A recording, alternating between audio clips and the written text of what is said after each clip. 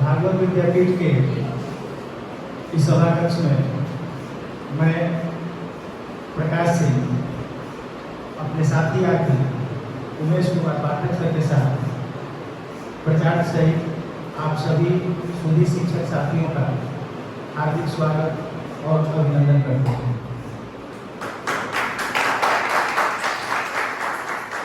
धन्यवाद सर। मित्रों, विगत कुछ वर्षों से शिक्षण शैली में सुधार हेतु, बदलाव हेतु कक्ष शिक्षण के दौरान अपने छात्रों को अधिकाधिक लाभान्वित करने हेतु हम सीओई पटना रीजन के निर्देश में सीबीपी के तहत कैसे प्रशिक्षण ले रहे हैं। इसमें कोई दो राय नहीं कि हम भी बदले हैं, हमारी शिक्षण शैली भी बदली है और छात्र भी लाभान्वित हुए। देखा जाए तो मानव इतिहास जो है, मनुष्य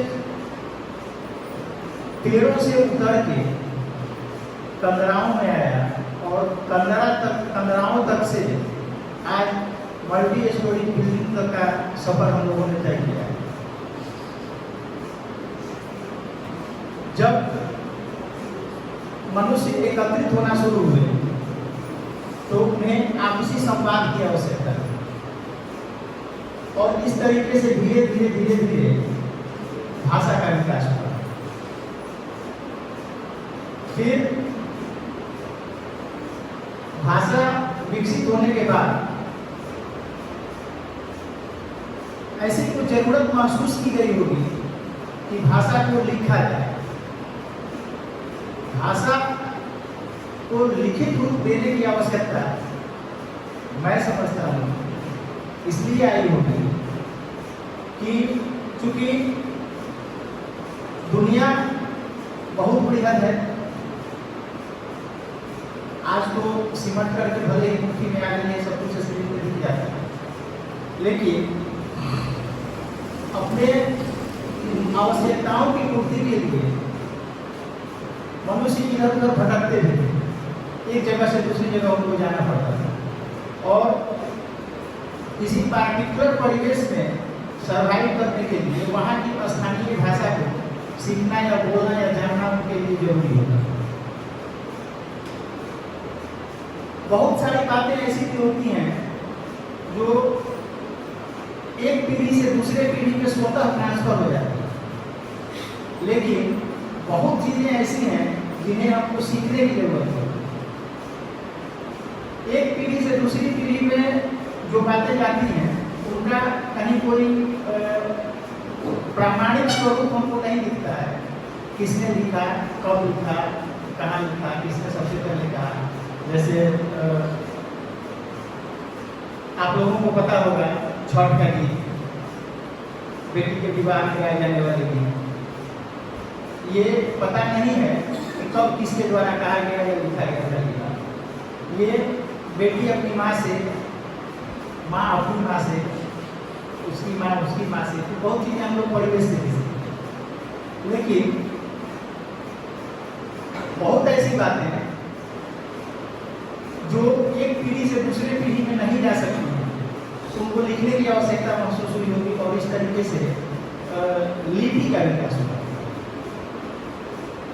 फिर शिलालेख से लेकर और स्क्रीन तक का सफर।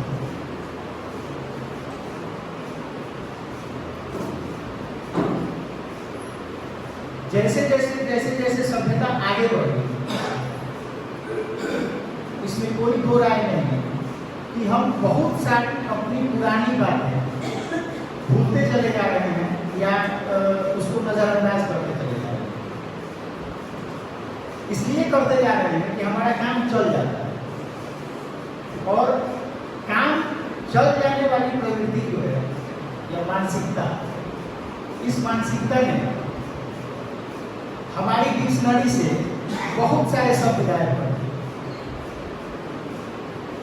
आप सोचिए कि चूहानी किचन बन गया, ऐसे बहुत सारे शब्द, पीढ़ा, दिया था, ये सारे शब्द धीरे धीरे। और हम लोग इस मायने में कुछ नसीब है कि हमने 20वीं सदी का भी सफर देखा है और 21वीं सदी का, 21वीं सदी में तो जी है। 1990, 95, 80, 85 की बात है। अपने से बैठे बहुत सारे लोगों को याद। एक बार अपने आप को पीछे ले जाकर के सोचे कि क्या तब की जो हमारी जीवन शैली थी, तब जिन शब्दों का हम प्रयोग किया करते थे, क्या आज भी हमारी जीवन शैली वही है, या वो सारे शब्द जो पहले हम बचपन में बोला करते थे, या जो हमारी दिनचर्या का, दैनिक कार्यक्रमों का हिस्सा बनते थे, क्या वो आज भी हैं? हम पाएंगे निश्चित रूप से उनमें से बहुत सारे शब्दों को हमने खो दिया है और भविष्य में उनमें से बहुत सारे शब्द निश्चित रूप से गायब होंगे। भाषा के लिखित स्वरूप के साथ भी ऐसा ही होगा।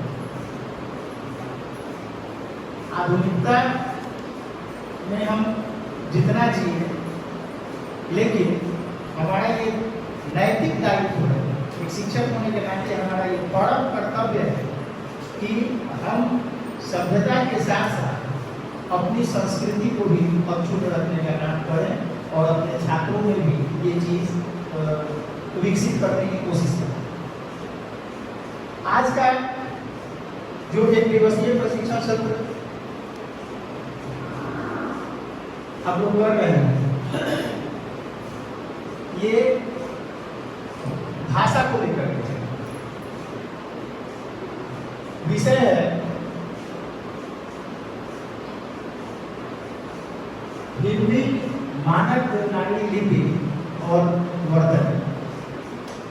वैसे तो शीर्षक में सबसे पहले हिंदी लगा हुआ है, लेकिन हमारे विज्ञान के दोस्त, हमारे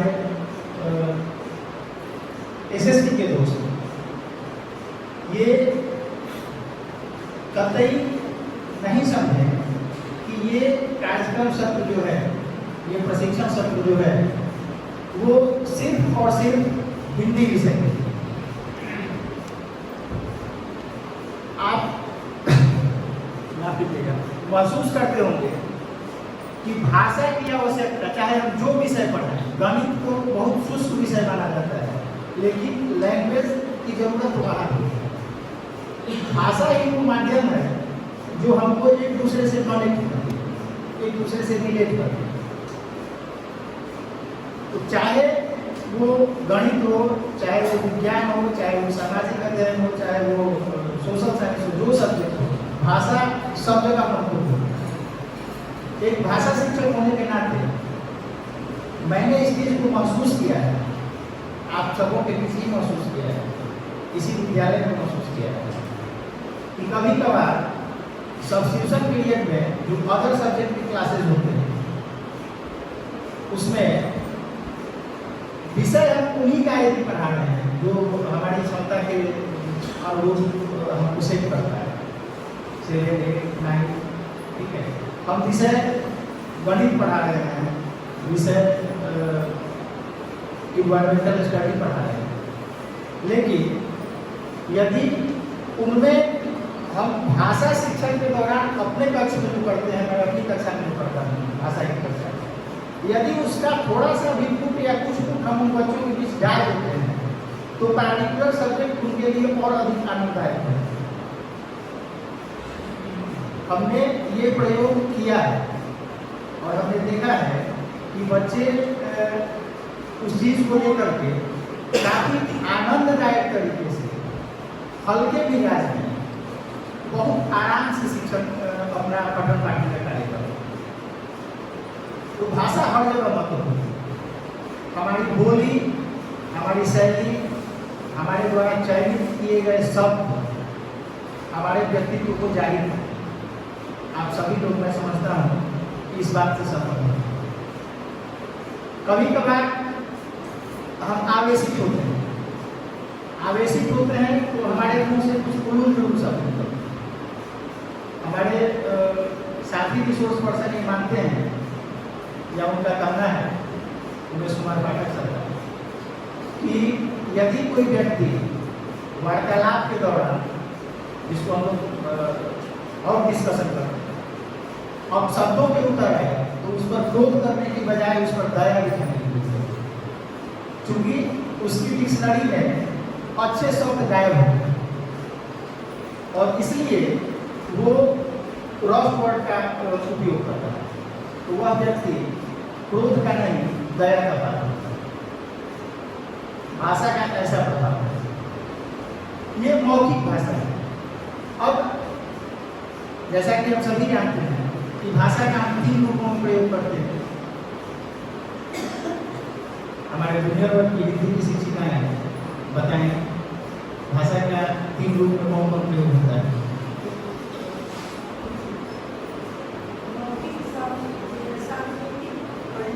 मौखिक, लिखित और सांकेतिक। तो मौखिक रूप से हम भाषा बातचीत के दौरान हम भाषा का मौखिक प्रयोग करते हैं, लेकिन परीक्षा या वर्ग कक्ष में लिखने लिखवाने की भी आवश्यकता होती है और परीक्षा में लिखित रूप में होती ही होती है। आज भले ही दौर चिट्ठियों का नहीं रहा है, अब हम चिट्ठियाँ नहीं लिखते हैं, काम 15 दिन का काम 10 सेकंड में मोबाइल कर देता है। लेकिन हमारे जीवन का एक बहुत बड़ा हिस्सा भाषा के लिखित प्रयोग में उलझा हुआ है, या लिखित प्रयोग से भी बहुत सारे मापदंड हमारे जीवन में तय किए गए। तो इसलिए भाषा का लिखित रूप जो है वो भी प्रभावशाली होना चाहिए। धीरे धीरे बहुत सारे अक्षर जो हैं उनका स्वरूप बदला है और बहुत, हमने इसके पहले कहा कि बहुत सारे शब्द हमारे डिक्शनरी से गायब हो गए। ध्यान दें और आज के प्रशिक्षण सत्र में हम लोग देखेंगे कि बहुत सारे अक्षर भी हमारे डिक्शनरी से गायब हो गए। आज के इस प्रशिक्षण सत्र में हम लोग ये देखने का प्रयास करेंगे या ये जानने का प्रयास करेंगे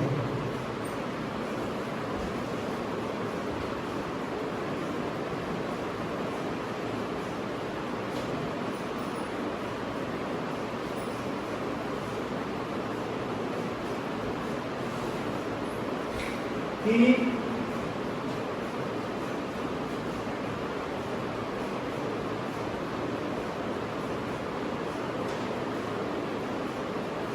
क्या लिखा हुआ है? गौ से लिखा हुआ है। हमने पहले लिखा गौ, इसमें लगाया यो। ये कैसे ये बन गया?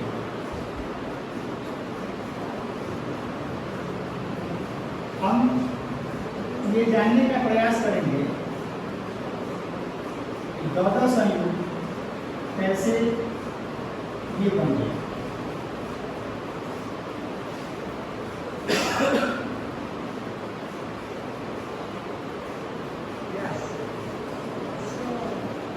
पढ़ा जाए इसको, 100 में रो लगा हुआ है, ठीक है। तो ये कब ये बन गया? हमारे साथी रिसोर्स पर्सन आपको बताएंगे।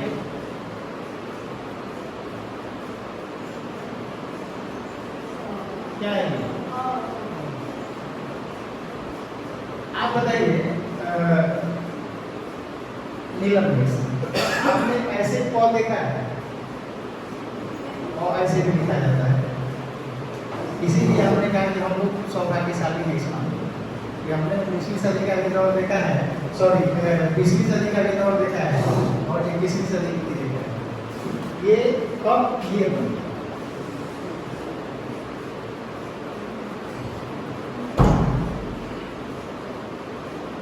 ऐसे बहुत सारे अक्षर। फिर हम ये जानने का प्रयास करेंगे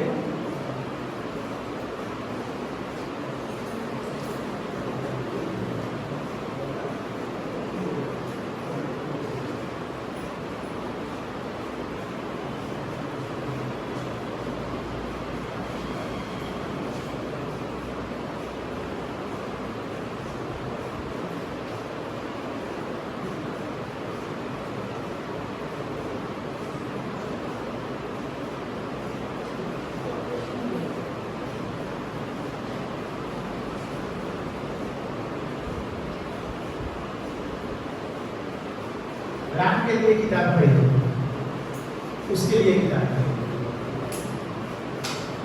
दोनों वाक्यों में आप क्या अंतर देख पा रहे हैं, क्या कुछ सैद्धांतिक तौर पे मतलब क्या कहते हैं,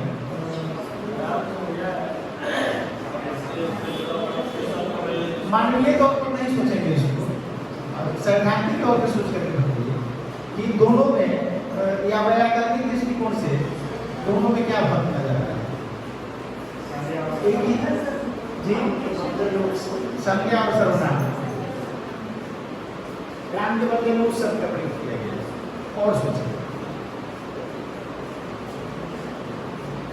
संज्ञा और सर्वनाम सही है जी, दोनों में लगा है, राम के लिए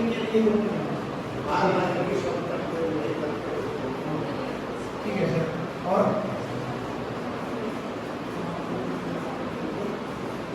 देखिए राम के लिए किताब पढ़ी, कारक का जो ये चिन्ह है के लिए राम से अलग करके लिखा हुआ है के और लिए,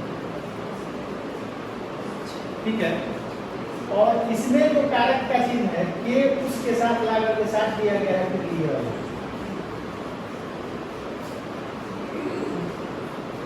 सर्वनामों के साथ कारक की विभक्ति, अब जैसे मोहन ने दूध पी लिया,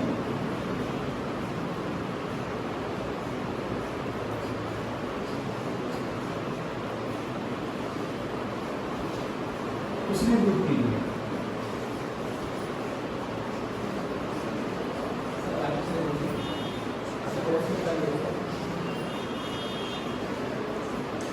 ने चिन्ह मोहन के साथ अलग है और उसके साथ सट गया है।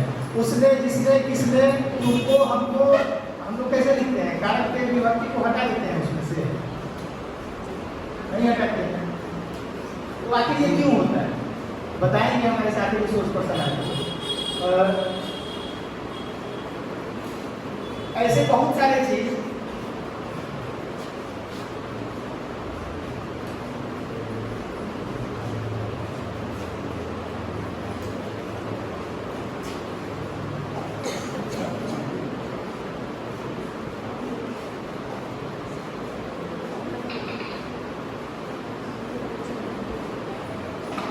इस पर ध्यान दिया जाए और ये महसूस किया जाए कि इसमें जो अक्षर या अंक या मात्राएं जो दिख रही हैं, क्या हम लेखन के क्रम में उनको वैसे ही लिखते हैं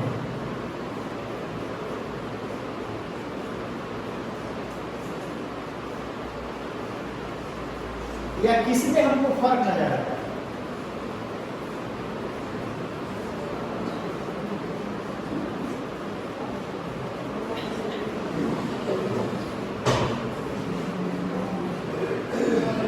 कोई एक दिन पर ध्यान आकर्षण करेगा जी। 5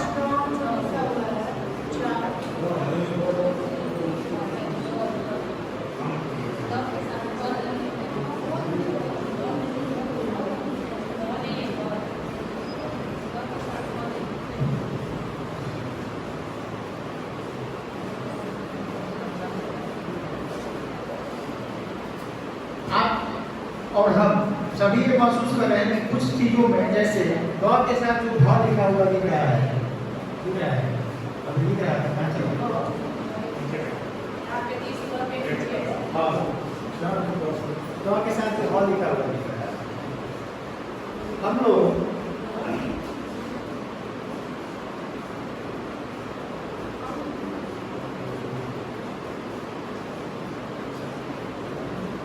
आधा मिनट के लिए कोई साथी हमारे आएगा।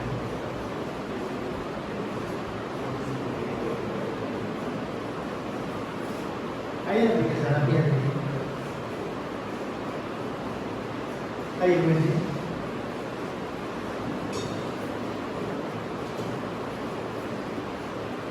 उद्भव लिखिए।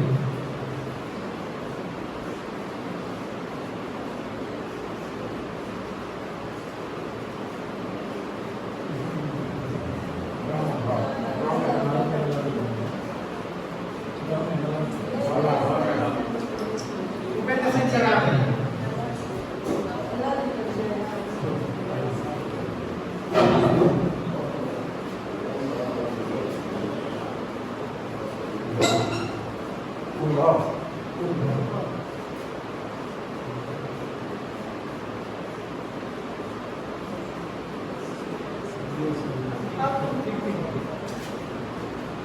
Thank you sir.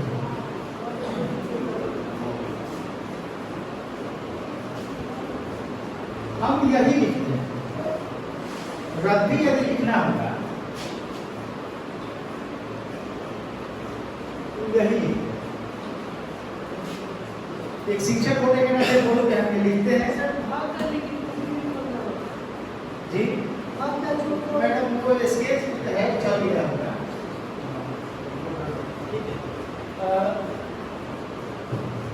हम भी एक शिक्षक होने के नाते बोर्ड पे लिखते हैं, और बच्चे भी तो चूंकि वो बच्चों की नज़र में तो हम रोल मॉडल होते हैं, तो हमको कहेंगे कॉपी करेंगे, हम कॉपी करते हैं। बच्चा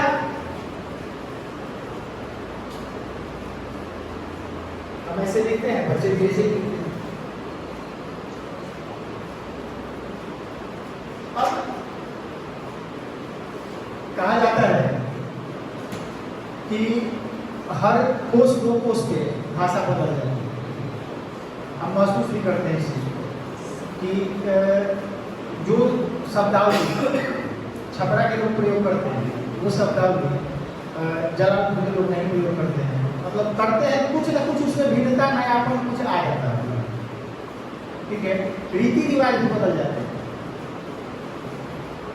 ठीक है, मानकीकरण की आवश्यकता क्यों महसूस हुई? मानकीकरण की आवश्यकता इसलिए महसूस हुई कि भाषा में एक रूपता बनी, और ऐसे बहुत सारे लोग हैं, हमारी भी इच्छा होती है कि हम किसी दूसरी भाषा को सीखें, या बहुत सारे लोगों में ये उनका सकारात्मक पहलू गिना जाता है। वो गिनते हैं कि फलाना व्यक्ति इतने भाषाओं का जानता है। हमारी अपनी क्षेत्रीय बोली जो है वो है हिंदी। चूँकि एक तरीके से देखा जाए तो हमारी धमनियों में प्रवाहित होती है, तो हिंदी है। अंग्रेजी भी हम लोग जानते हैं, बोलते हैं। अन्य भाषाओं को भी सीखने की इच्छा होती है। तो अन्य भाषाओं को सीखने की इच्छा जिनकी है,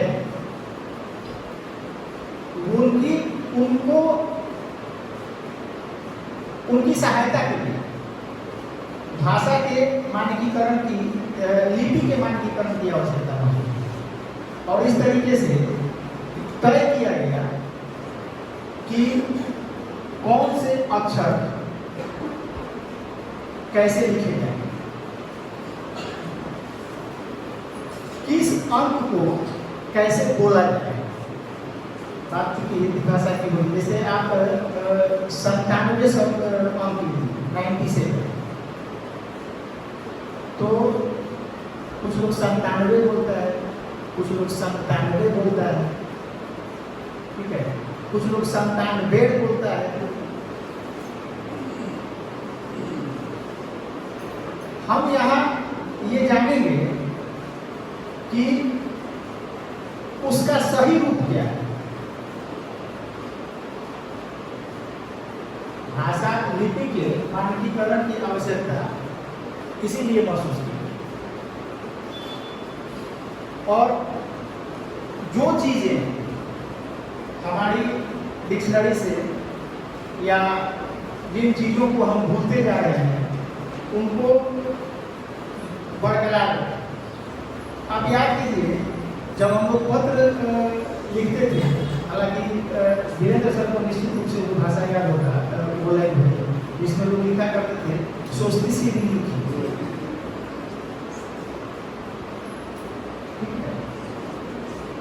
आप बताइए कितने लोग इस दर्जे में पत्र लिखे हैं। सोचती सीधी लिखी, किसी जगह का नाम से बाबूजी के प्रणाम,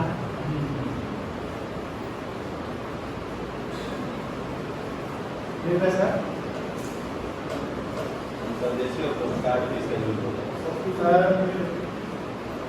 लिफाफा, अंतर्देशी, पोस्टकार्ड, कई बार बैरन चिट्ठियाँ आती थी। तो चिट्ठी आई है से लेकर के मिस्ड कॉल करके गाने हम लोगों ने सुने हैं, उसका प्रभाव फिल्मों पर, साहित्य पर जी। हाँ, आप देखिए ना, आप कितने सुसंस्कृत शब्द हुआ करते थे और कितना अपनापन झलकता था। भाषा के मौखिक स्वरूप को त्याग करके जैसे ही हम लिखित में लिख करते हैं, जैसे ही हम लिखना शुरू करते हैं, ठीक है, हमारा लैंग्वेज जो है वो ऑटोमेटिकली सॉफ्ट हो जाता है। हम लिखित रूप में हार्ड वर्ड का यूज नहीं करते, ठीक है।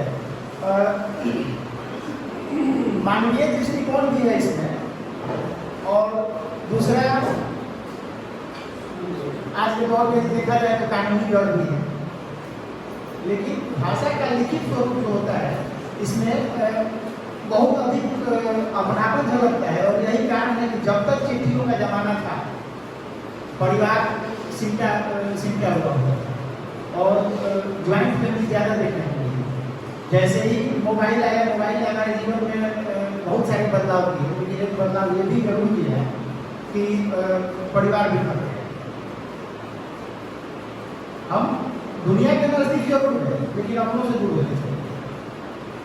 ये भी भाषा ही है कि जिसको हम लोग अंगूठा दिखाना कहते थे, ये क्या है, अंगूठा दिखाना नहीं है, उसको आज के ज़माने में हम लाइव करना है। ये अंगूठा दिखाया गया ना, और ये आप 30 साल पहले के दौर में जा करके सोचे कि इसका मतलब क्या है और आज इसका मतलब क्या है। अंगूठा दिखाने को हम लोग लाइव करना है, यही चीज बची रही। इसी के लिए लिपियों का मानकीकरण जरूरी है। हमने पिछले सत्र के दौरान कहा था कि PLEASE प्लीज की जगह PLZ, और लिखने वाले इसको लिख भी देते हैं, पढ़ने वाले पढ़ भी देते हैं, और इसका हम लोग उत्तर भी देते हैं। ये आप सोचिए कि चाहे वो हिंदी शब्दावली हो, चाहे अंग्रेजी शब्दावली हो, अन्य भाषा के लोग भी इस क्या कहते हैं शॉर्टकट रास्ते का यूज करते हैं, लेकिन कभी कभी बाईपास से चलना ज़्यादा सुरक्षित होता है। तिरछा चल के जल्दी पहुँच तो जाते हैं, लेकिन खतरा बहुत होता है। बाईपास से चलना फायदेमंद होता है। ऐसे शहरों में जहाँ भीड़ अधिक है, आपने देखा होगा कि बाईपास का कॉन्सेप्ट है और बाईपास बनाए जाते हैं। हम इस चीज को सोचें कि हम तो जल्दीबाजी वाला रास्ता अपनाते हैं, लेकिन धरती सदियों पहले सूर्य का चक्कर 365 दिन में लगाती थी, आज भी 365 दिन में लगाती है। 24 घंटे का दिन रात पहले भी हुआ करता था, 24 घंटे का दिन रात आज भी हुआ करता है। धरती, सूरज, चांद, सितारे जो भी हैं, इन्होंने न अपना रास्ता बदला है और इन्होंने न अपनी गति बदली। और कारण यही है कि ये शाश्वत है। जिन्होंने अपनी गति बदली, जिन्होंने अपना रास्ता बदल दिया, ठीक है, समय के साथ उनका विलुप्त हो जाना तय।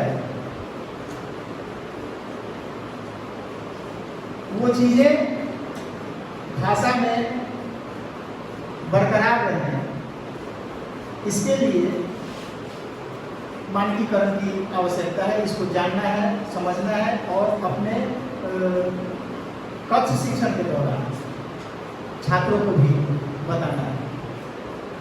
आगे के बिंदुओं पर प्रकाश डालने के लिए अब मैं आमंत्रित करता हूँ अपने साथी आरपी उमेश कुमार पाठक से।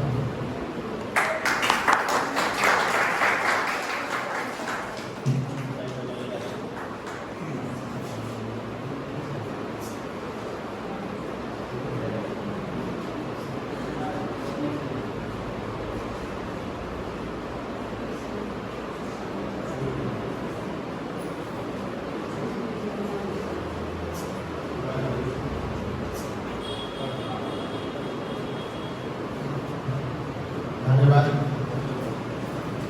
आपके साथ मिलने का मौका नहीं दिया, इसलिए आपको बहुत बहुत धन्यवाद। साथियों, आज का यही विषय है और विज्ञान के हमारे जो दोस्त हैं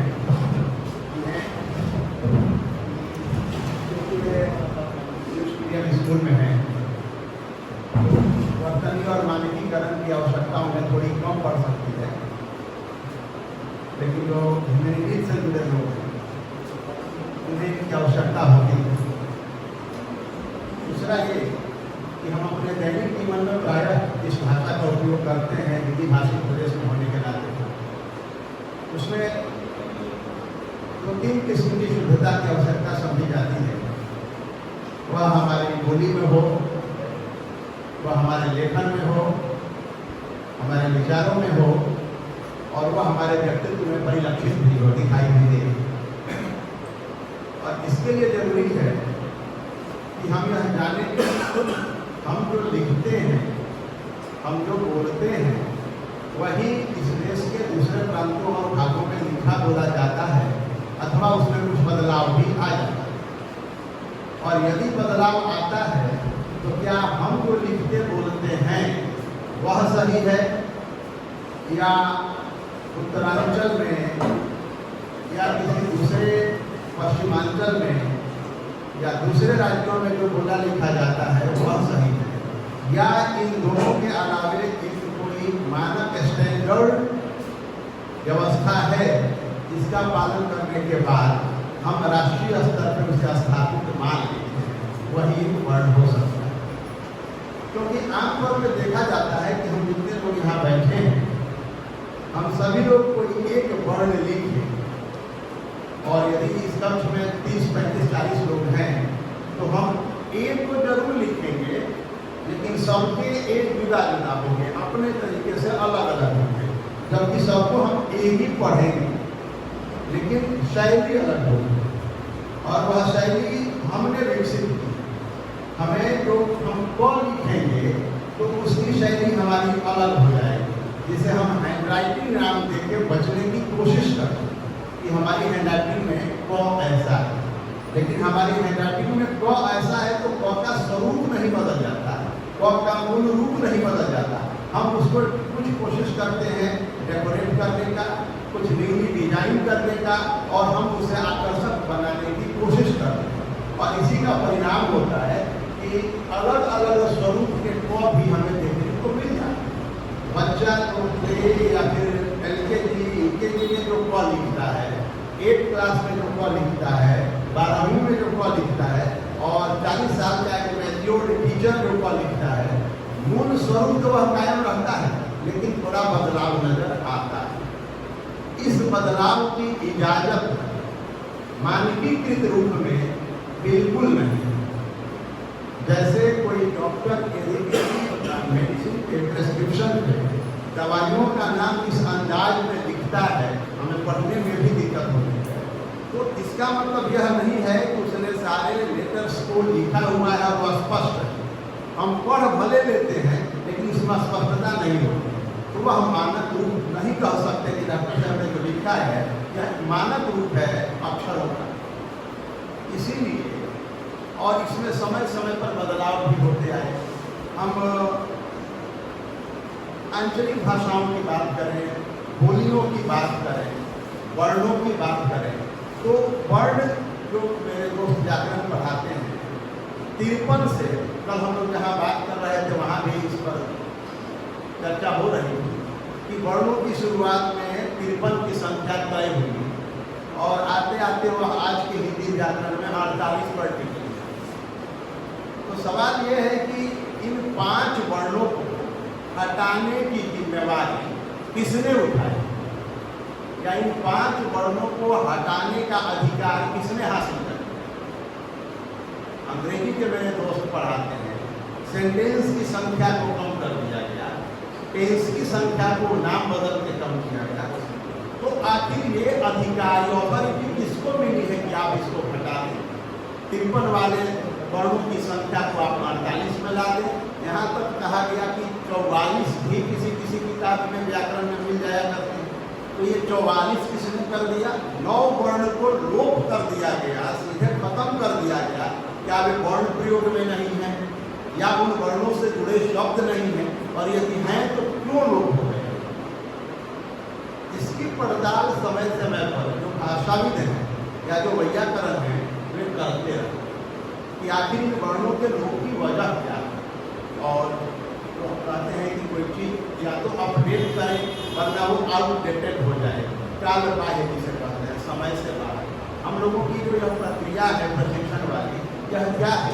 अपने आप को अपडेट करने का एक प्रोसेस है कि हम अपडेट करते हैं। यदि हम अपने को समय के साथ जानकारियों के साथ अपडेट नहीं करते चलेंगे तो स्थिति आएगी कि हम संस्था के लिए और अपने पेशा के लिए दोनों के लिए आउटडेटेड हो जाएंगे। हमारी जानकारी बहुत पिछले समय की रहेगी और आंकड़े कुछ और बताएंगे, हमारी जानकारी कुछ और रहेगी। तो हम अपनी आंकड़ों को, अपनी जानकारियों को भी अपडेट करते हैं।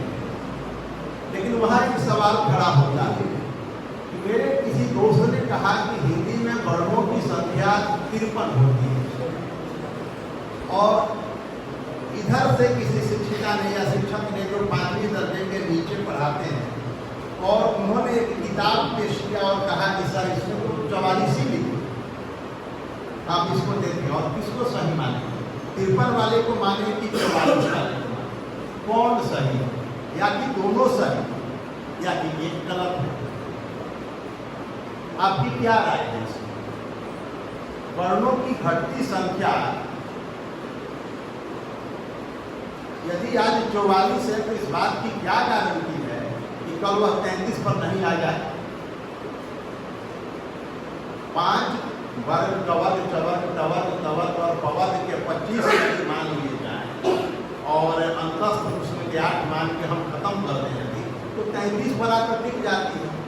उसमें कोई विद्वान प्रकट हो और सभी अनुनासिक वर्णों को खत्म कर दे, मतलब पंचमाक्षर खत्म कर दे कि ये तो वर्ण नहीं है, इसको अलग तरीके से बोले ही जाते हैं, इनको अलग कैटेगराइज करते हैं, तब तो वो 28 पर आके टिकाएंगे उसको। तो इसकी क्या गारंटी है कि वर्ण लोप नहीं हो? 2 तरह के री होते हैं, छोटी री, बड़ी री। अब एक ही री हम बच्चों को बताते हैं, एक ही री से शब्दकोश। अब यदि कोई कहे कि हम ल से तो कोई शब्द शुरू नहीं होता है, क्या जरूरत है इसको वर्ण मानने की? हटा दो। यों से कहाँ शब्द मिलता है? हटा दो। ऐसे लॉजिक के साथ क्योंकि नहीं मिलते हैं उन वर्णों को यदि आने वाले 5 साल बाद की किसी किताब में नहीं दिखाई दे तो हमें कोई आश्चर्य नहीं होगा।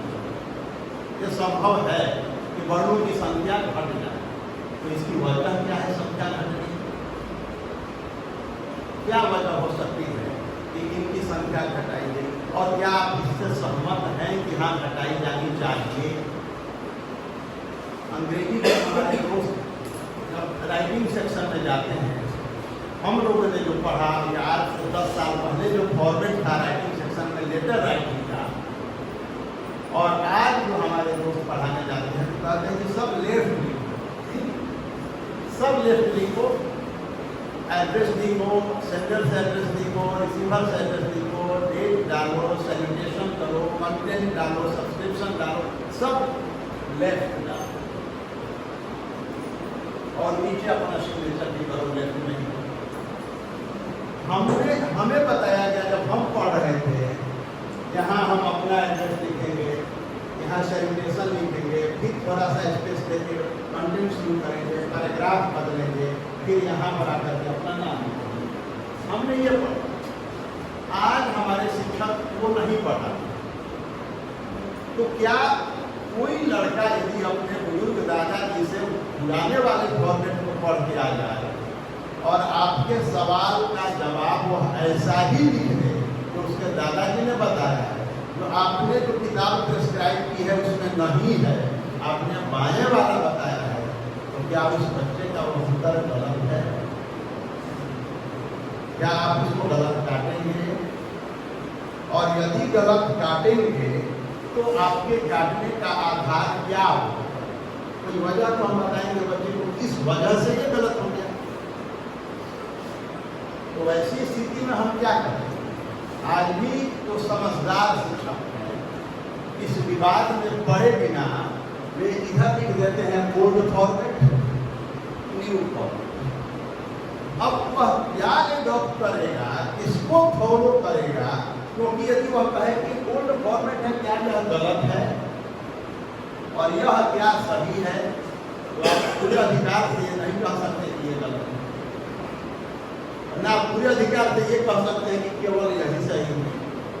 तो आप कहते हैं कि दोनों में मार्क्स आपको मिलेंगे, ये दोनों सही। बदलाव तो प्रकृति का अंग है, बदलाव तो होगा, लेकिन उसकी मूल वजह को जानने की कोशिश करनी है कि वह बदलाव क्यों हो रहा है, उस बदलाव की वजह क्या है और इसके पीछे जो लोग हैं वे कौन लोग हैं जो बदलाव कर रहे हैं।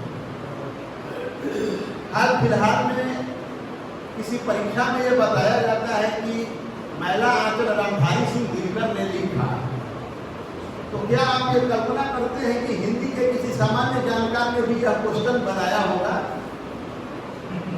क्वेश्चन बनाया होगा मतलब पेपर में क्वेश्चन प्रिस्क्राइब किया होगा और ऑप्शन दिया होगा, ये उत्तर बनाया होगा। हिंदी पढ़ाने वाले शिक्षक या हिंदी को थोड़ी भी समझने वाले लोग सपने में भी महिला आंचल से दिनकर को कनेक्ट नहीं कर सकते। जगी हुई आंखों की तो बात ही छोड़ो, नींद में भी ऐसा नहीं कर सकते और ऐसा हो। तो आखिर इनके पीछे कौन लोग? ये वे लोग हैं जब आप हिस्ट्री के टीचर को हिंदी का पेपर टाइप करने के लिए देंगे तो ऐसे करामात देखने को मिलेंगे, कोई तारीफ नहीं। आप पुराने दिनों में जाए, बाल भारती पत्रिका पढ़ी है, बालहंस पढ़ी है, नंदन पढ़ी है, साप्ताहिक हिंदुस्तान, धर्मयुग, सरिता, कादम्बिनी, ये सारी पत्रिकाएं पढ़ी। और बाद के दिनों में बच्चों के लिए पत्रिका आ गई चंपक और सुमन सौरभ, छोटे बच्चों के लिए चंपक और किशोर उम्र के बच्चों के लिए सुमन सौरभ। दोनों में मुख्य अंतर क्या था? ग्रामर के स्तर। वह अंतर ये था कि बाल भारती के अंकों को देखें, बालहंस को देखें, विज्ञान प्रगति को देखें, वहाँ पूर्ण विराम है, वहाँ पूर्ण विराम है। और आप चंपक और सुमन सौरभ देख लीजिए, वहाँ पर पूर्ण विराम के जगह पे फुल स्टॉप, वहाँ पूर्ण विराम है ही नहीं। सुमन सौरभ कोई अंक उठा के देख लीजिए, फुल स्टॉप दिया हुआ है। ये कौन लोग हैं जिन्होंने खास इजाजत ले रखी है पूर्ण विराम के बदले में फुल स्टॉप डालने? हमने तो आज भी नहीं बताया 2024 में भी कि पूर्ण विराम के बदले में फुल स्टॉप डालो, तो भी वो बच्चा उसको उदाहरण के रूप में रख दे, यहाँ तुम फुल स्टॉप किसके बदले में डालो, हम इसको पूर्ण विराम ही मानेंगे। कौन लोग हैं? ये वही लोग हैं इन लोगों ने आइडिया लिखने के लिए आई के बिंदी को नीचे कर दिया। ये वही लोग। और हमने उसको आइडिया पढ़ना भी शुरू कर दिया। कमाल तो ये कि खड़ी पाई के नीचे एक बिंदी डाला, DEA लिखा और हमने बहुत मजे से कहा आइडिया यही है। और बच्चे ने क्लास में लिखा तो हमने कहा यही तुम्हारा गलत है। इसको हम नोट ऑफ एक्सक्लेमेशन कहते हैं, जिसमें आदि बोधक चिन्ह कह रहे हैं, हम ही ने उसको आई भी बना दिया। तो स्वीकार करना जो है वह सत्य कुछ और होता है, स्वीकार करना और असत्य को बार बार स्वीकार कर लेने के बाद वह सत्य हो जाता है। इसलिए हमें इन चीजों की कभी कभी जरूरत पड़ जाती है, जहाँ ऐसे संस्थान ये तय करते हैं कि यदि आप कभी संशय की अवस्था में आए, कभी भ्रम की अवस्था में आए, आपको अपनी जानकारी पे संदेह होने लगे, क्योंकि कम जानकारों की संख्या ज्यादा बढ़ जाए और आप खुद को लगे कि हम ही तो शायद गलत नहीं जान रहे हैं, तो आप ऐसी चीजों का सहारा लें। केंद्रीय हिंदी निदेशालय या central Hindi directorate, department of higher education, ministry of human resource development, government, यह एक संवैधानिक संस्था है और इस संस्था में क्या इसको ये जिम्मेवारी दी गई है कि समय समय पर भाषा में और वर्तनी में आए हुए बदलावों को वह रेखांकित करे, ताकि जो सुधीजन है, जो जानकार है, उनके सामने किसी तरह के संशय की स्थिति नहीं बने। और यदि बने तो जिसने संशय खड़ा किया है उसके सामने इसको उदाहरण के रूप में या प्रमाण के रूप में वह पेश कर सके, क्योंकि यह भी सरकार की ही संस्था है और सरकार की संस्था से इससे जुड़े हुए लोग इसी काम में जुड़े हुए लोग हैं, तो हमारे भ्रम की स्थिति खत्म हो जाए। इसलिए ये एक तरह से उस किताब का पहला पेज है जिसे प्रकाशित किया गया है इसकी तरफ से, और यही हम लोग का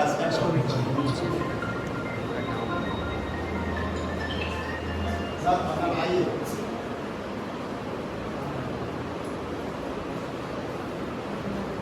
अब जरा ये और इसको देखने के पहले ये बताएं कि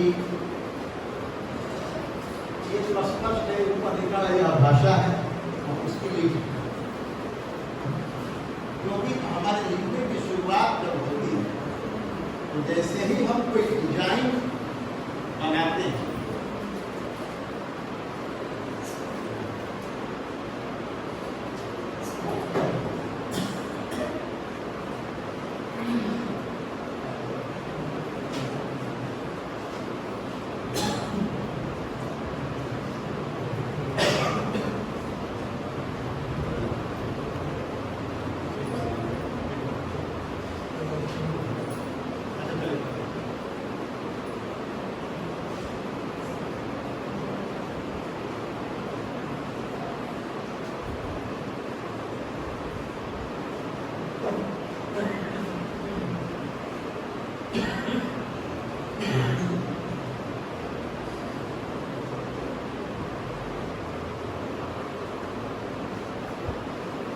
आपके लिए एक वर्ण हो सकता है,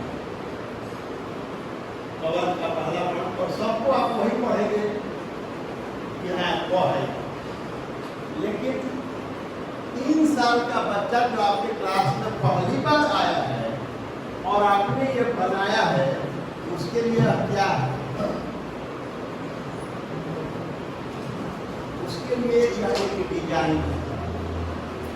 जैसे वह घर पर कागज पर यूं ही कुछ ड्रॉ करते रहता है, वैसे ही आपने कुछ ड्रॉ किया है, पहली नजर में उसे लगेगा कि आपने ये अलग अलग कुछ डिजाइन बना दिया और मुझे इनकी कॉपी कर लेंगे, कुछ है ही। बाद में आप इसकी पहचान कराते हैं कि यह क है, इसको लिपि कहते हैं और उस लिपि में इसे देवनागरी कहते हैं। ये प्रक्रिया चलती है। मेरे को दोस्त बताएं कि लिपि कहते किसे, लिपि पारिभाषिक रूप से क्या है?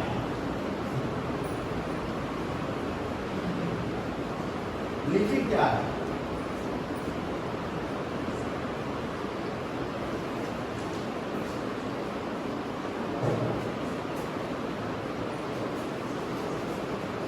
लिपि किसे कहते हैं?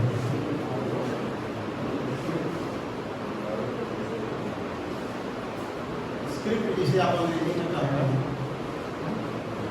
वर्णों का मानक रूप है। वर्णों का मानक। हाँ मैडम आप बताइए।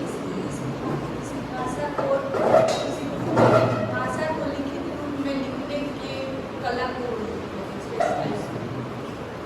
भाषा को लिखने के लिए जिन सांकेतिक चिन्हों का प्रयोग किया जाता है उसमें लिपि का। और कोई मेरे साथ किसी भाषा को लिखने के ढंग की लिखने का ढंग। हाँ और हाँ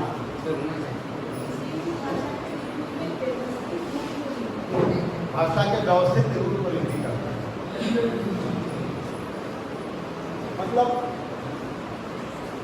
भाषा के लिखित रूप को ध्वनि का सॉरी लिपि का।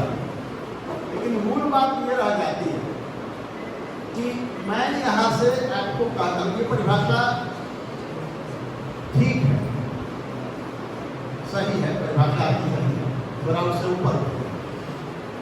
जैसे जब हम पांचवें या तीसरे दर्जे के नीचे में परिभाषा देते हैं तो कहते हैं कि किसी से शुद्ध शुद्ध बोलना लिखना आ जाए वह व्याकरण ठीक ठाक है, उसमें कोई दिक्कत नहीं है।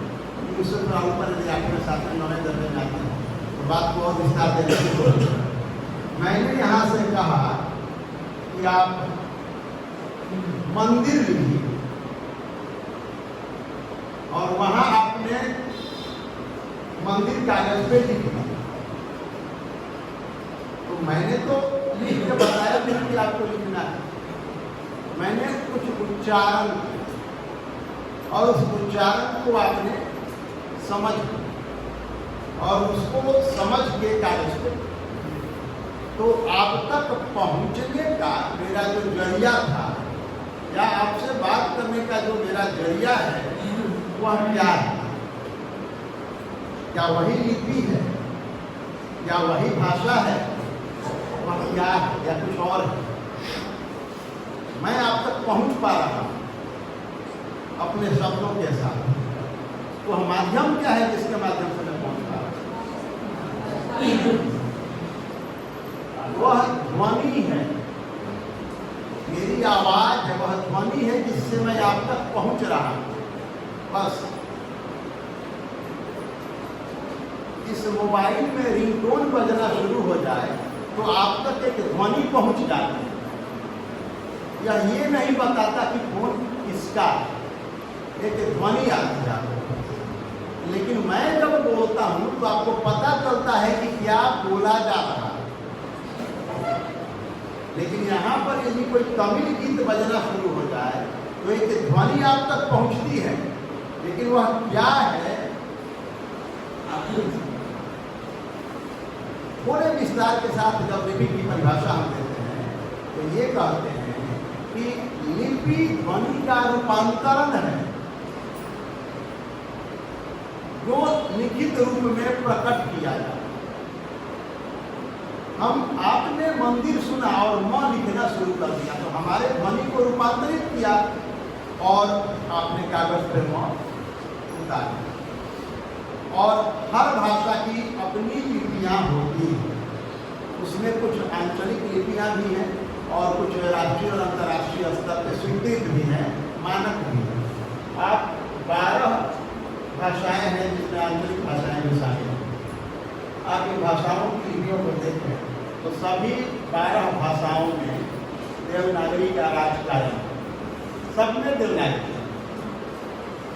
शुरुआत के 7 में स्वतंत्र रूप से और आगे के 5 में उनके साथ जुड़कर, लेकिन इसीलिए देवनागरी को इतना महत्व दिया है क्योंकि देवनागरी लिपि एक ऐसी लिपि है जिसको हम ज़्यादा सरल तरीके से, ज़्यादा सहज तरीके से सिखा बता सकते हैं, ज़्यादा सरलता और सहजता से उसे हम पढ़ सकते हैं। इसलिए देवनागरी लिपि, हालांकि अब उन लिपियों की शुरुआत की बात करेंगे, लिपि है यहाँ बैठे हैं तो ब्राह्मी लिपि, खरोष्ठी लिपि, वहाँ तक हमें जाना होगा, वहाँ से लिपियों के इतिहास की शुरुआत करनी होगी।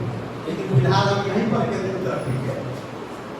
तो देवनागरी इन भाषाओं की लिपियां हैं, साथ में कुछ आंचलिक भाषाएं हैं, जैसे मैथिली हमारे यहाँ बोली जाती है, देवनागरी के साथ तिरहुता भी है, तिरहुता की भाषा है, इसलिए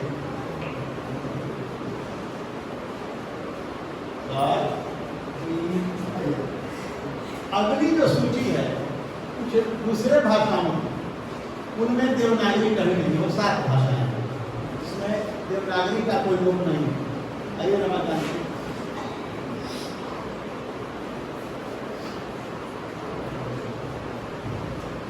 तो उन लिपियों का जो विकास क्रम है, लिपियों की भी अपनी विकास यात्रा, और हम उन लिपियों को बच्चों को क्लास 1 और एलकेजी में पढ़ाना शुरू करते हैं। वर्णों की बनावट हम उन्हें बताते हैं कि कोई वर्ण कैसे बनता है, और क ट बनाने की अपनी एक प्रक्रिया है। मेरे कुछ दोस्त कुछ वर्ण लिखते हैं तो ऊपर लाइन जिसे शिरोरेखा कहते हैं, शिरोरेखा देना पसंद नहीं करते, या वह शायद उनके सजावट में कभी कभी बाधा बन जाता है। लेकिन मानक रूप ये कहता है कि हमें हर हाल में शिरोरेखा जब हम हिंदी लिखें तो हमें देनी ही देनी, वरना उसका स्वरूप उल्टा नहीं होता। इसलिए हम कोशिश करें कि हर वर्ण में शिरोरेखा का उपयोग हम जरूर करें।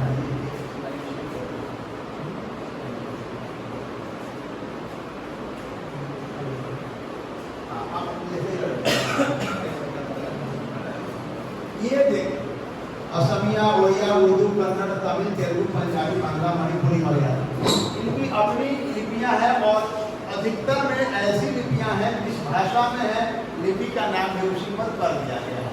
तो इसमें ज़्यादा किसी अन्य भाषा, हाँ उर्दू में काफ़ी अधिक उसकी लिपि हो जाती है, और बाकी पंजाबी, गुरमुखी, बंगला, मलयालम, उड़िया, असमिया, ये होगा। तो ये उन लिपियों के नाम हैं जो हम अपने बच्चों को बता सकते हैं कि कौन भाषा किस लिपि में लिखी जाती है।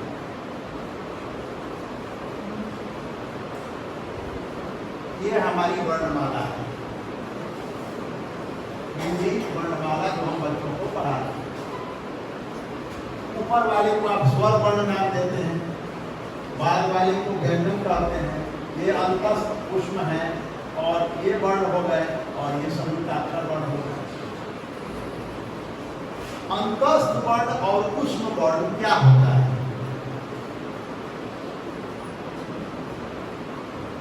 जब वर्णों का हम विभाजन करते हैं तो इनको स्वर वर्ण कहते हैं। ये कवल विचरण को हम व्यंजन के रूप में बता देते हैं, और ये 3 स्वर और इनको हम अंतस्थ और ऊष्म की श्रेणी में रखते हैं। ये क्या है? हाँ, जिस वर्ण के बोलने से ऊष्मा आती है उस वर्ण का, हाँ, और स्वर वर्ण जाता है जिसका उच्चारण सोना। हाँ, तो फिर से बोले जिस वर्ण के बोलने से ऊष्मा आती है, और अंतस्थ, तो आपने तो जवाब भूल ही दिया। ऊष्मा आती है मतलब अगले में ऊष्मा जाती है। आप उच्चारण करके देख रहे हैं, जब आप य, र, ल और व बोलते हैं तो प्राणवायु कहते हैं उसे, हवा, वो आपके मुंह में अंदर की ओर जाती है, और जब आप तीनों तरह के स और ह बोलते हैं तो आपकी प्राणवायु बाहर आती है। तो जब प्राणवायु बाहर जाए तो जब भी मुंह से हवा बाहर आएगी तो गर्म होके ही निकलेगी, उष्म होके ही निकलेगी। तो इसीलिए उष्म वर्ण, और इसमें हम हवा अंदर लेते हैं प्राणवायु को, तो ये अंतस्थ वर्ण। ये संयुक्ताक्षर छत्र, ज्ञ और श्रव, 2-3 अक्षरों के मेल से इनका निर्माण हुआ है। जैसे छ में हलंत क, हलंत मूर्धन्य स और अ, तीनों मिलने से ये बना है। हलंत क इसलिए कि जब आप कक्षा कहते हैं तो आधा क आता है, कक्षा, और यदि कक्षा नहीं कह पाए तो फिर तो आप कक्षा कहेंगे, जो गलत होगा। तो इसीलिए ये छ जब आप लिखते हैं तो हलंत क का वर्णन आप करते हैं।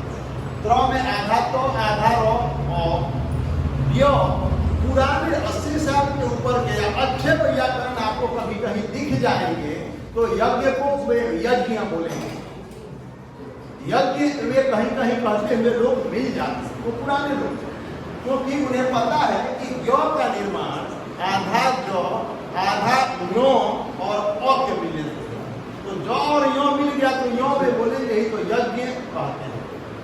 और श्र में तालव्य स्वर र अ मिलकर श्र बना। इसमें जब हम पढ़ाते हैं तो हमारे हिंदी के दोस्त नीचे के 5वें चौथे दर्जे से पढ़ाना शुरू करते हैं। एक क मतलब हर वर्ग का पहला और तीसरा वर्ग और दूसरा और चौथा दोनों में को कुछ नाम दिया जाता है। वह नाम क्या है? ये पहला वर्ण है इसे और फिर वो इसको क्या कहते?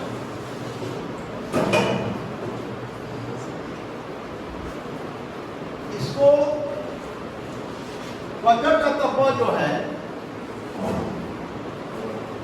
इसको पिंटू जी कहते हैं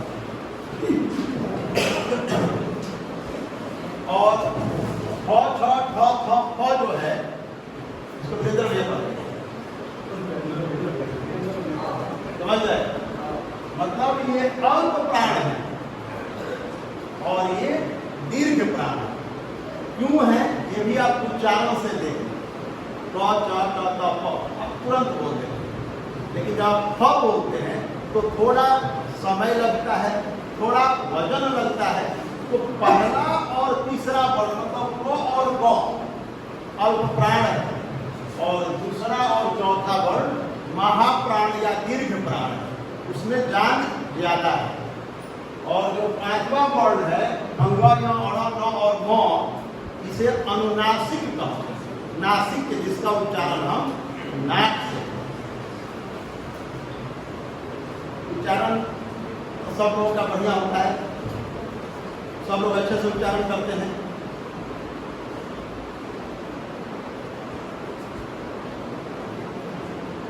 सशर्त शब्द को याद कीजिए।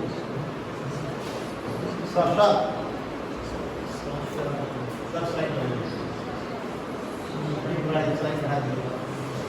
सशर्त मैं तो शब्द बोलता हूँ, कोई याद किसी को माइक की तरह खड़ा हो।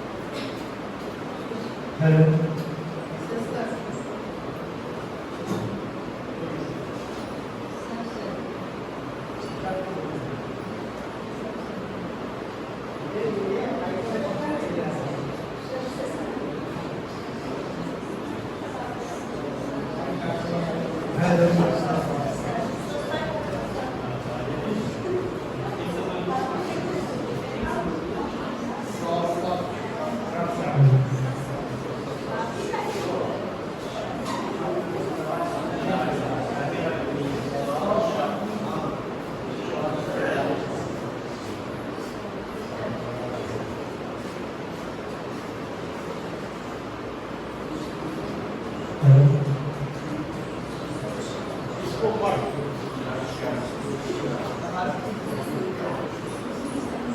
आइए कोई एक आदमी आप यहाँ पर यूज पाइए ताकि सब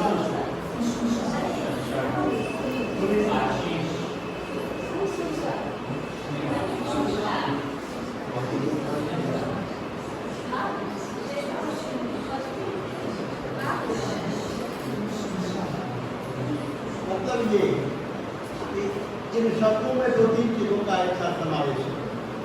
कहीं रेख भी है जो लौकारिक है, तीन तरह के जो स्व हैं वे हैं और किसी में तीनों स्व। तो आपकी जीभ यदि बहुत फास्ट खाने के कारण मुड़ नहीं पा रही है तो आप इनको बोलने में परेशान हैं, या आप ये सोचते बड़े आदमी से मिलने के समय, भाषण देने के समय हम ठीक से बोलेंगे और बाकी समय क्लास में, सामान्य दैनिक चर्या में, दोस्तों से बात करने में, टेलीफोन पर बात करने में यूं ही बोल जाएंगे तो भी आप दिक्कत महसूस करेंगे। यदि आप अपने दैनिक जीवन में शुद्धता का ख्याल उच्चारण में रख रहे हैं तब तो इन्हें पढ़ने में आपको बिल्कुल दिक्कत नहीं, आप धारा प्रवाह इसको पढ़ जाएंगे। लेकिन बोलने के दौरान यूं ही बोले जा रहे हैं और फिर जब परीक्षा की बारी आती है तो पूरी कड़ाई से इसको खुद बोल रहे हैं तो वो लग जाएगा कि आप एक सिलेबस फॉलो करें, जबकि यह सिलेबस फॉलो करने की जरूरत वाली चीज है। दैनिक जीवन में उतारने के लिए हम बहुत, क्योंकि हमारी जो बोलचाल की भाषा होती है, अंग्रेजी इस बात को बड़े अच्छे तरीके से व्याख्यायित कर देता है, इसलिए उसने दो भाग में बांट नहीं दिया कि चलो आप स्पोकन इंग्लिश को अलग कर दो, रिटन इंग्लिश को अलग कर दो, स्पोकन में थोड़ा इधर उधर चल जाएगा, रिटन में सावधान है। हमने हिंदी में ऐसा कुछ नहीं माना कि चलिए ये हिंदी बोल रहे हैं तो थोड़ा गलत भी बोल देंगे तो चलेगा, ग्रामर बहुत फॉलो नहीं किए तो भी चलेगा, लिखने के दौरान ख्याल। हमने माना कि हिंदी का जो स्वरूप है वही आप बोलें भी और वही आप लिखें, इसमें कोई बदलाव नहीं। हम लोप भी नहीं करते, अंग्रेजी लोप कर देता है, वाक्य कहता है और को साइलेंट करता है। हम हिंदी में किसी वर्ण को साइलेंट नहीं करते, हर वर्ण को उसकी आज़ादी देते हैं और वह पूरे अस्तित्व के साथ हर शब्द में आता है। तो हम लोग भी नहीं करते, इसलिए लोग नहीं करते कि हमें उम्मीद रखते कि जब हम बोलें तो आशीर्वाद बोलें, ना कि आशीर्वाद बोलें। जब आशीर्वाद बोलेंगे तो आशीर्वाद फलेगा ही नहीं, क्योंकि हमको आशीर्वाद करना है। हमने कहीं गलत दिया तो फिर कैसे होगा। शुद्धता बोलने के समय हम ख्याल रखें और यदि हमारे पास उसकी लिस्ट नहीं हो तो अपने किसी सीनियर साथी से, किसी से हम ये मान लें कि किन वर्णों का उच्चारण हम कहाँ से करते हैं, या उससे भी बेहतर है कि हम बोल के तलाश में कि कहाँ कौन वर्ण बोला जाता है और मुंह के किस भाग से किस वर्ण का उच्चारण होता है, जीभ की उसमें क्या भूमिका है। ज और ट, आइए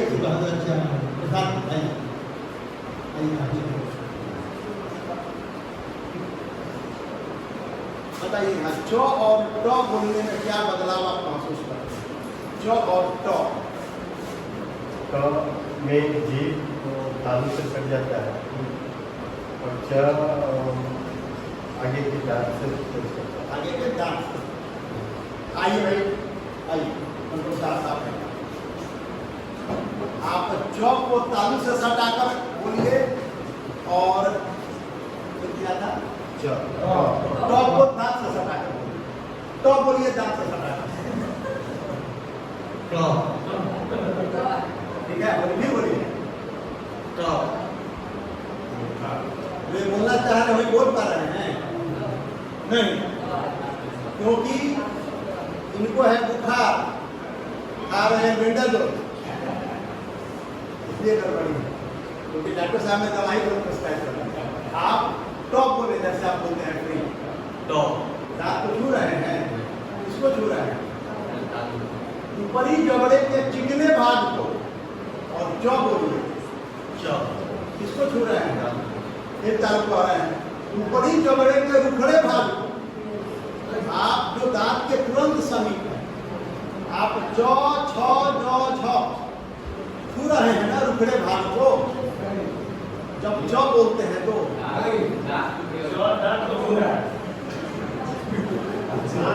देखिए आपको विशेषाधिकार है, वहीं से छू कर उसका दिक्कत नहीं है। लेकिन जब कहते हैं जो छ जो छ तो वह तालु है, वह अंग जो दांत के तुरंत पीछे वाला रुखड़ा भाग, और जब आपकी जीभ ऐसे से ऐसे मुड़ती है और ऊपर के गहरे चिकने भाग को छूती है, जो गड्ढे में है, गहरे में है, जहाँ से आप टॉ बोलते हैं, जब भी आप टॉ बोलेंगे तो आपकी जीभ मुड़ेगी, ठ बोलिए, ढ बोलिए, जीभ मुड़ती है तो वह मूर्धा है।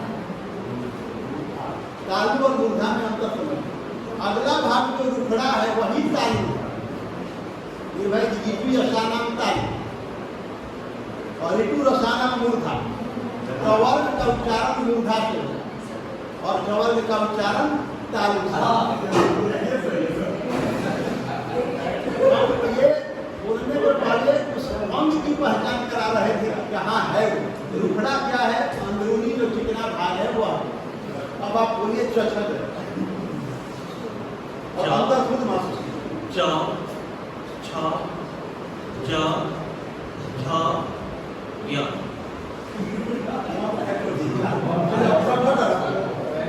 द थ ड ध। बदलाव है। जो जहाँ से हम बोलते हैं वहाँ से हम क नहीं बोलते। जहाँ से हम कवर्ग बोलते हैं वह हमारा मूर्धा और वहीं से हम मूर्धन में श बोलते हैं। और जहाँ से हम जो बोलते हैं वहीं से हम तालब श बोलते हैं। क्योंकि उसका नाम तालब इसीलिए है क्योंकि तालु से बोलते हैं। मूर्धन इसीलिए है क्योंकि मूर्धा से बोलते हैं। और अब तथा तथा बोलिए। त थ द ध। इसमें इनका जीव दांत को छुएगा और इसीलिए जहाँ से सवेरा का सो बोलते हैं वह दम के सो, क्योंकि तथा तथा दांत से बोला जाता है। जीव दांत को जो कंफ्यूजन है वो इसलिए थोड़ा था कि जब हम तालु से बोलने की बारी आती है तो क्योंकि जीव के दांत के तुरंत बाद शुरुआत हो जाती है तालु में, तो लगता है कि जीव भी हमारा स्पर्श च बोलने में कर रहा है।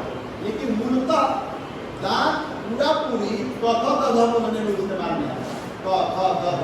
दांत और जीभ का ताल में होता है और दंत से हम वहां से बोलते हैं। क्लियर है?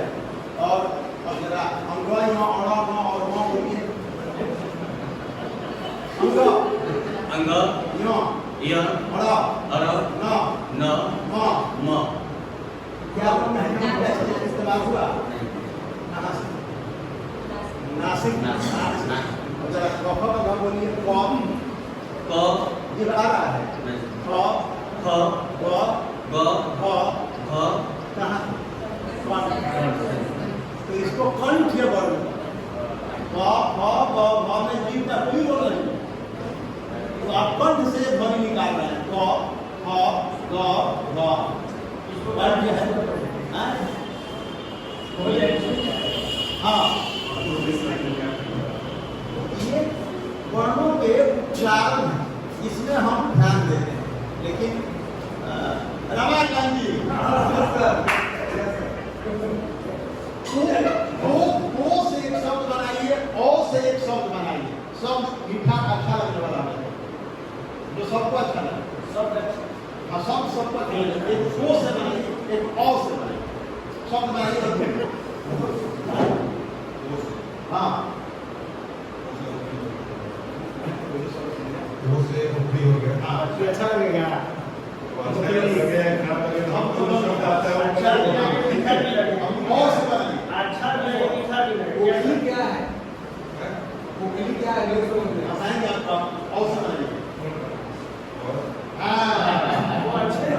अब बताइए कि ओ और औ का जो आपने उपयोग किया, उच्चारण जो किया, कहाँ से?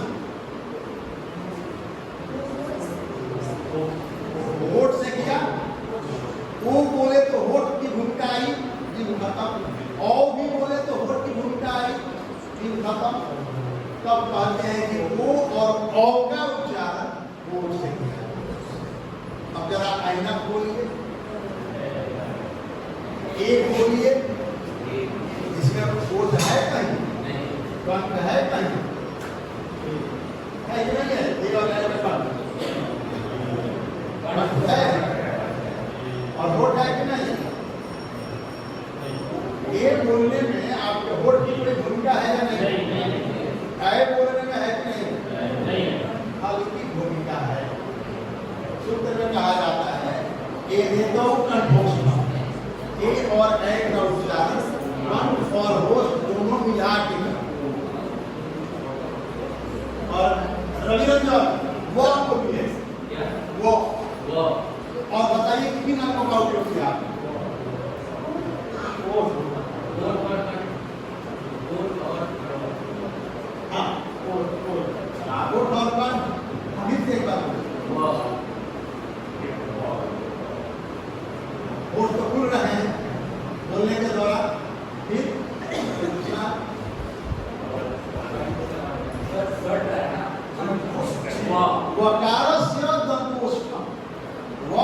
उच्चारण दांत और होठ से, और यदि नहीं हो रहा है तो समझिए कि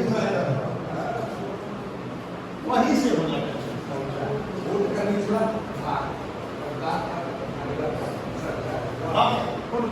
अब हम थियोरेटिकली उन शब्दों का जवाब जानेंगे कि क्यों हमें कभी संशय की स्थिति आ जाए। ईश्वर वर्ण संस्कृत के लिए प्रयुक्त देवनागरी में री, री तथा री की सम्मिलित है, किंतु हिंदी में इनका प्रयोग न होने के कारण इन्हें हिंदी की मानक वर्णमाला में स्थान नहीं दिया गया। तो हिंदी व्याकरण में आपको तो ये मिलेंगे, लेकिन हिंदी व्याकरण में कारण क्या है, प्रयोग न होने के कारण स्थान नहीं दिया गया, मतलब उपयोग कम है तो उनको कैटेगरी से बाहर किया गया। अगला स्लाइड।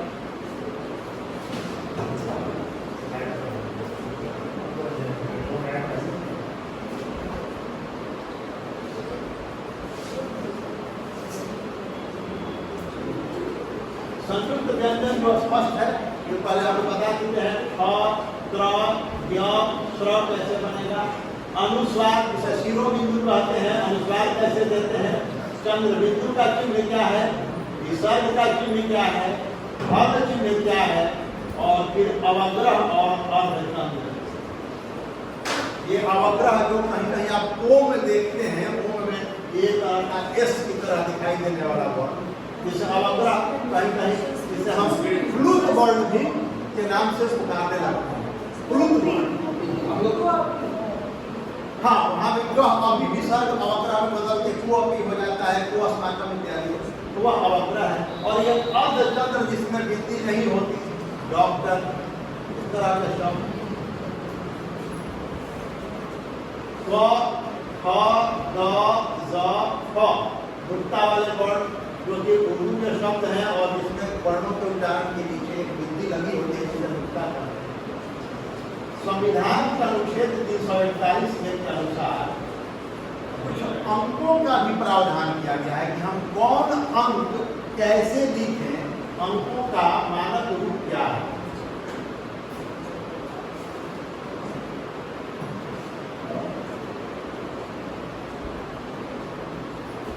भारतीय अंकों का अंतरराष्ट्रीय रूप जो ऊपर है 1, 2, 3, 4, 5, 6, 7, 8, 9, ये 4 में कभी कभी लड़के या हम भी ओपन माउथ 4 लिख देते हैं, जबकि ये उसका अंतरराष्ट्रीय रूप यही है, तो दुनिया के किसी भी हिस्से में उसी रूप में पाया जाता है। और नीचे देवनागरी के 8, 9 आप देखते हैं, 4, 5, 6, 7, यही मानक रूप है। हम 9 को अलग 9 को सही टिक लगा के भी लिख देते हैं और उसको 9 मान लेते हैं, लेकिन वह हमारा स्थानीय रूप हो सकता है, लेकिन मानक रूप वही है जो उसमें लिखा है। 12 खड़ी तो हमको लगता है सबको याद होगा, सबने 12 खड़ी पढ़ी है, सबको याद है। चलिए अगला स्लाइड है।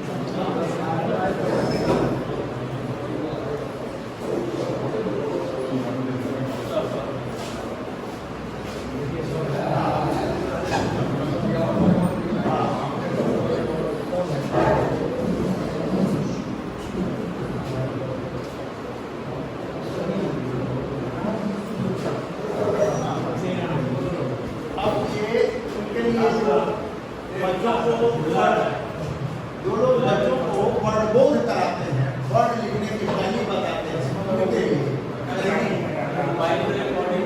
हिंदी वर्णमाला लेखन की वर्णमाला कैसे लिखें और 5वें स्टेज में जाकर पूरा